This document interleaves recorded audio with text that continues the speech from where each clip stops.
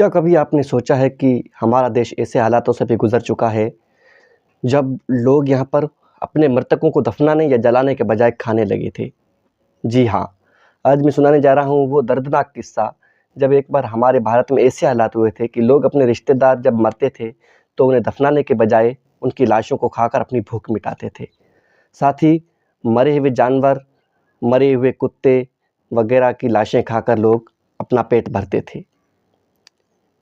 अंग्रेज़ों का शासक था, अंग्रेज़ों की सरकार थी, ब्रिटिश सरकार थी, लोग बहुत टैक्स झेल रहे थे।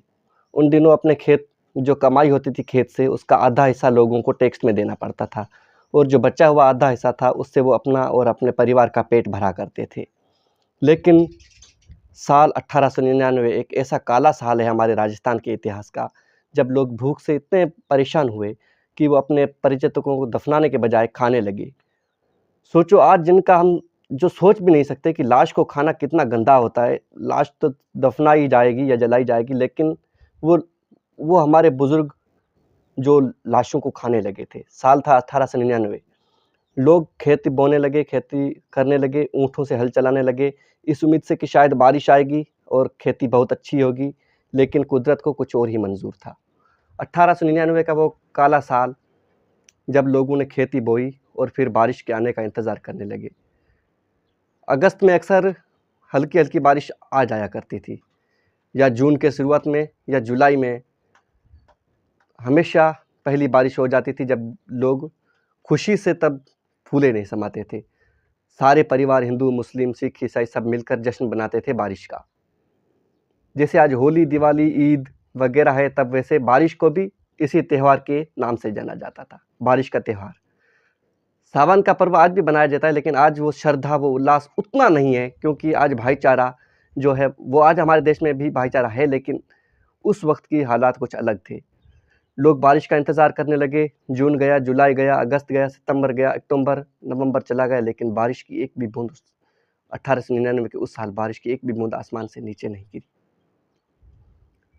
लोगों की फसलें नहीं हुई, पुरानी फसलें जो जमा की हुई थी वो धीरे-धीरे खत्म हो रही थी। फसलें खत्म होती जा रही थी, लोगों के पशु पक्षी सब मर रहे थे। लोग अपने पशुओं को बचाने के लिए जमा किया हुआ जो पुराना चारा था वो देते जा रहे थे, और पशु जैसे-तैसे बच रहे थे, लेकिन वो चारा भी अब धीरे-धीरे खत्म होने लगा था। अब लोग सोच रहे थे कि क्या किया जाए? फिर पशु मरने लगे, पशु मरते-मरते अब जो लोगों ने अपने लिए, अपने खाने के लिए, अपने बच्चों के खाने के लिए जो अनाज बचाया था, जो पिछले साल का था, वो भी खत्म होने लगा था। धीरे-धीरे अनाज खत्म हो गया और लोग भूख से मरने लगे। अब लोगों ने अपना पेट भरने के लिए, अपने जो बच्चे थे, अपनी औलादें थी, उनका भविष्य बचाने के लिए उन्हीं औलादों को ही अंग्रेजी सरकार के हाथों बेचना शुरू कर दिया। तब जो छोटे बच्चे थे उन्हें खरीदा जाता था और गुलाम बनाया जाता था। ये वो साल था जब गुलामों की प्रथा आम थी। लोग गरीबों को खरीद कर गुलाम बना देते थे। लोग ये सोचकर बच्चों को बेच रहे थे कि हाँ, हमारे बच्चे गुलाम तो बनेंगे, लेकिन उनकी ज़िंदगी शायद बच जाए। फिर वो अपने बच्चों को बेचकर जो पैसे मिलते थे उनसे अपना पेट भरते थे। लेकिन अब उन पैसों से भी पूर्ति नहीं हो पा रही थी। हालाँकि ब्रिटिश सरकार ने कुछ जो ज़िले थे वहाँ तक खाद्य की कुछ चीज़ें पहुँचाई। राजा जो थे अपने उन इलाकों के, वो भी अपनी प्रजा को बचाने के लिए काफ़ी कोशिश करते रहे थे, लेकिन अब राजाओं के भी हाथ में कुछ नहीं रहा था। अब धीरे-धीरे लोग इस हालात में पहुँच चुके थे कि अब उनके ज़िंदा रहने का सहारा लगभग ख़त्म हो गया था, क्योंकि वो भूख से दो-चार हो रहे थे। अब जो लोग मरते थे, जो लोग मरे जा रहे थे, उन्हें गिद्ध नहीं खा रहे थे, क्योंकि 8, 10, 12, 15 दिनों से लाशें पड़ी रहती थी।